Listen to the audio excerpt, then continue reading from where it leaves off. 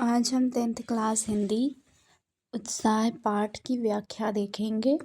काव्यांश पहले नंबर पे। तो देखते हैं। बादल गरजो घेर घोर घोर गगन, घर घर आओ ललित ललित काले घुंघराले, बाल कल्पना के से पाले, विद्युत छवि उर्मे कवि नवनी जीवन वाले, ब्रज छिप नूतन कविता, फिर भर दो बादल गरजो। तो इसके शब्दार्थ जो है वो देखते हैं हम। शब्दार्थ: गरजो, गरजो का यानी जोरदार गरजना, जोरदार आवाज़ करना। घेर घेर, पूरी तरह से घेर लेना। घोर यानी भयंकर। गगन यानी आकाश। धाराधार यानी बादल। ललित ललित यानी सुंदर सुंदर। घुंघराले यानी गोल गोल छल्ले सा आकार। बाल कल्पना यानी छोटे बच्चों की कल्पनाएं, इच्छाएं। के से पले, की तरह बदलना। विद्युत यानी बिजली। छवि यानी चित्र चलित प्रतिछाया तस्वीर। उर यानी हृदय मन चित्त। नवजीवन यानी नया जीवन। ब्रज यानी कठोर। नूतन यानी नया। तो चलिए इसकी व्याख्या देखते हैं। कवि बादलों से जोर जोर से गरजने का निवेदन करते हुए कहते हैं कि हे बादल, तुम जोरदार गर्जन अर्थात जोरदार आवाज़ करो और आकाश को चारों तरफ से पूरी तरह से घेर लो, यानी इस पूरे आकाश में भयानक रूप से छा जाओ और फिर जोरदार तरीके से बरसो, क्योंकि यह समय शांत होकर बरसने का नहीं है। कवि बादलों के रूप सौंदर्य का वर्णन करते हुए कहते हैं कि सुंदर सुंदर काले घुंघराले अर्थात गोल गोल छल्ले के आकार के समान बादलों, तुम किसी छोटे बच्चों की कल्पना की तरह हो।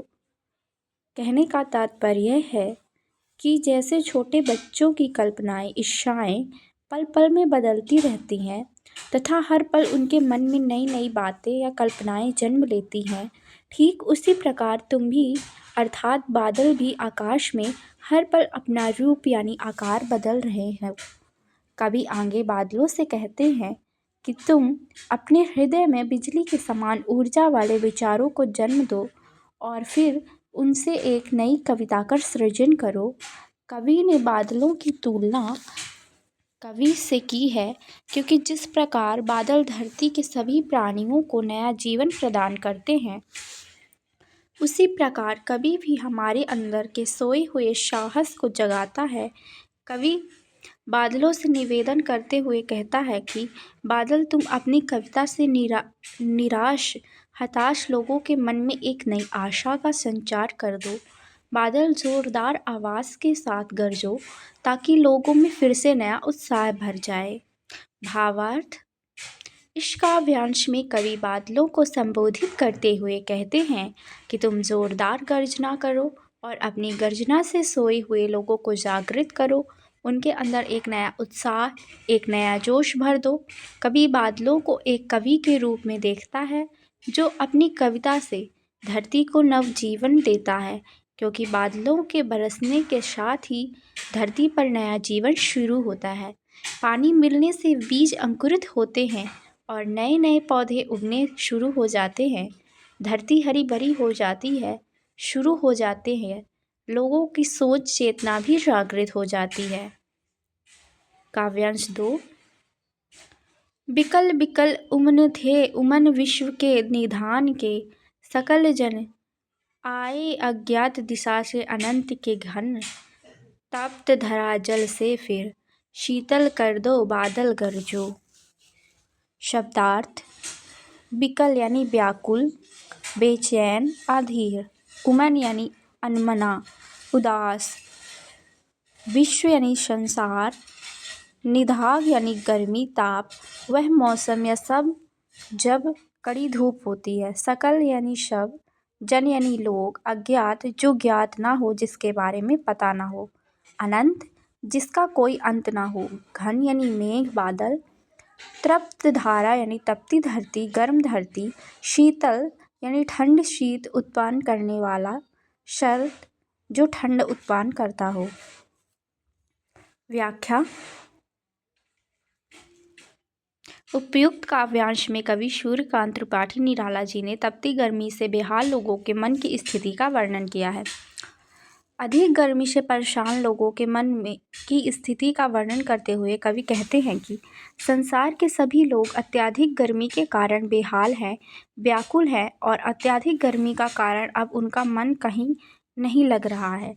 अज्ञात दिशा से आए हुए, यहाँ पर बादलों को अज्ञात दिशा से आया हुआ इसलिए कहा गया है क्योंकि बादलों के आने की कोई निश्चित दिशा नहीं होती, वे किसी भी दिशा से आ सकते हैं और पूरे आकाश पर छाए हुए घने काले बादलों तुम घनघोर वर्षा कर तपती धरती को अपने जल से शीतल कर दो। बादलों तुम जोरदार आवाज़ के साथ गरजो और लोगों के मन में नया उत्साह भर दो। भावार्थ। अत्यधिक गर्मी से परेशान लोग जब धरती पर वर्षा हो जाने के बाद भीषण गर्मी से राहत पाते हैं तो उनका मन फिर से नए उत्साह व उमंग से भर जाता है। इसी कारण कवि बादलों से निवेदन करते हैं कि वो जोरदार बरसात कर धरती को ठंडक दे और लोगों में नया उत्साह भर दे।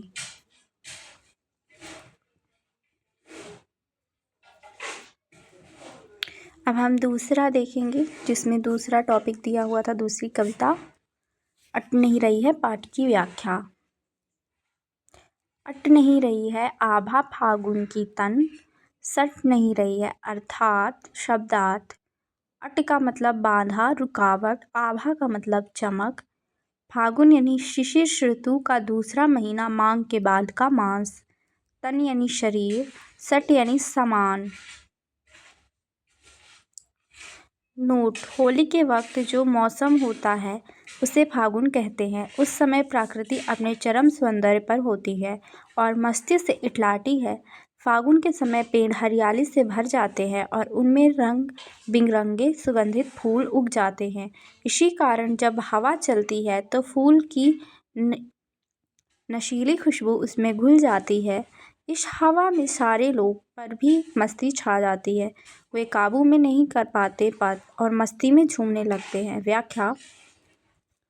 प्रस्तुत पंक्ति में कवि सूर्यकांत त्रिपाठी निराला जी ने फागुन माह में आने वाली वसंत ऋतु का वर्णन बहुत ही खूबसूरत ढंग से किया है।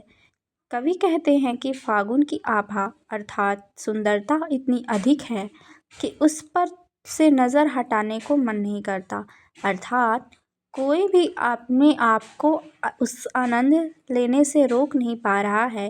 फागुन की सुंदरता प्रकृति में समा नहीं पा रही, यानी वसंत ऋतु में प्रकृति बहुत सुंदर लग रही है। भावार्थ। कवि के अनुसार फागुन मास में प्रकृति इतनी सुंदर नज़र आती है कि उस पर से नज़र हटाने को मन नहीं करता। फागुन के महीने में प्रकृति में होने वाले बदलावों से सभी प्राणी बेहद खुश हो जाते हैं। कविता में कवि स्वयं भी बहुत खुश लग रहे हैं। काव्यांश। कहीं सांस लेते हो, घर घर भर देते हो, उड़ने को भी नभ में तुम पर पार कर देते हो, आँख हटाता हूँ तो हट नहीं रही। शब्द। नभ यानी आकाश, आसमान, पर यानी पंख। व्याख्या। उपयुक्त पंक्तियों में कवि ने उस समय का वर्णन किया है जब वसंत ऋतु में हर ओर हरियाली और फूलों की खुशबू फैल जाती है। उस समय कवि को ऐसा लगता है मानो जैसे फागुन खुद सांस ले रहा हो और सुगंधित वातावरण में हर घर को महका रहा हो। कवि आगे कहते हैं कि कभी कभी मुझे ऐसा एहसास होता है कि जैसे तुम फागुन माह आसमान में उड़ने के लिए अपने पंख फड़फड़ा रहे हो। कवि वसंत ऋतु की सुंदरता पर मोहित है, इसलिए वे कहते हैं कि मैं अपनी आंखें तुमसे हटाना तो चाहता हूँ, लेकिन मेरी आंखें तुम पर से हट नहीं रही हैं। भावार्थ। इस काव्यांश में कवि कहते हैं कि घर घर में उगे हुए पेड़ों पर रंग बिरंगे फूल खिले हुए हैं।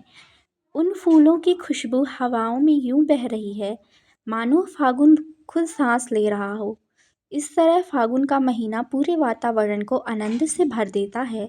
इसी आनंद में झूमते हुए पक्षी आकाश में अपने पंख फैलाकर उड़ने लगते हैं। यह मनोरम दृश्य और मस्ती से भरी हवाएं हमारे अंदर भी हलचल पैदा कर देती हैं। यही दृश्य हमें इतना अच्छा लगता है कि हम अपनी आंखें इससे हटा नहीं पाते। यहाँ पर फागुन माह का मानवीकरण किया गया है। काव्यांश 3। पत्तों से लदी डाल, कहीं हरी कहीं लाल, कहीं पड़ी है उर में मंद गंध पुष्पमाल, पाटा पाटा शोभा श्री पट नहीं रही है। अर्थात शब्दार्थ, लदी यानी भरी, डाल यानी पेड़ की शाखा, उर यानी हृदय, मंद यानी धीमे धीरे, गंध यानी खुशबू सुगंध, पुष्पमाला यानी फूलों की माला, पाट पाट यानी जगह जगह, शोभा श्री यानी सौंदर्य से भरपूर, पट यानी समान। पेड़ों पर नए पत्ते निकल आए हैं जो कई रंगों के हैं। कहीं पर कुछ पेड़ों में लगे हैं कि धीमी धीमी खुशबू देने वाले फूलों की माला लटकी हुई है। हर तरफ सुंदरता बिखरी पड़ी है, वह इतनी अधिक है कि धारा पर समा नहीं रही है। व्याख्या। वसंत ऋतु में चारों ओर के मनमोहक वातावरण का वर्णन करते हुए कवि कहते हैं कि सभी पेड़ पौधों की शाखाओं में नए नए कोमल पत्ते निकल आते हैं, जिनके कारण चारों तरफ के पेड़ हरे एवं लाल दिखाई दे रहे हैं। क्योंकि पेड़ों पर हरे पत्तों के बीच लाल फूल उग आते हैं, कवि उस समय की कल्पना करते हुए कहते हैं कि ऐसा लग रहा है मानो जैसे प्रकृति ने अपने हृदय पर रंग बिरंगी धीमी खुशबू देने वाले कोई सुंदर सी माला पहन रखी हो। कवि के अनुसार वसंत ऋतु में प्रकृति के कण कण में अर्थात जगह जगह इतनी सुंदरता बिखरी पड़ी है कि अब वह इस पृथ्वी में समा नहीं पा रही है। भावार्थ। कवि के अनुसार फागुन मास में प्रकृति की सुंदरता अत्यधिक बढ़ जाती है। चारों तरफ पेड़ पर हरे पत्ते एवं रंग बिरंगे फूल दिखाई दे रहे हैं और ऐसा लग रहा है मानो पेड़ों ने कोई सुंदर रंग बिरंगी माला पहन रखी है। इस सुगंधित पुष्पमाला की खुशबू कवि को बहुत ही मनमोहक लग रही है।